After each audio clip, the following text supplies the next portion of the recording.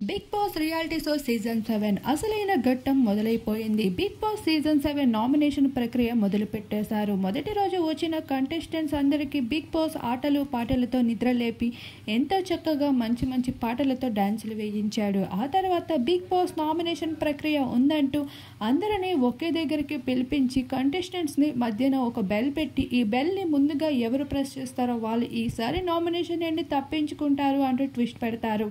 మరోవైపు ఎవరు నామినేట్ చేయాలనుకుంటున్నారనే విషయాన్ని ఒక్కొక్కరుగా పేర్లని తెలియజేసుకుంటూ వస్తారు.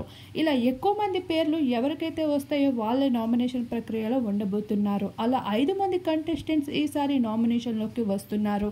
మరొక వైపు తినే తిండి పడుకునే మంచం ప్రతిదీ కూడా ఆటతోనే గెలవాలి అంటూ బిగ్ బాస్ తేల్చి చెప్పేస్తూ వచ్చేశారు.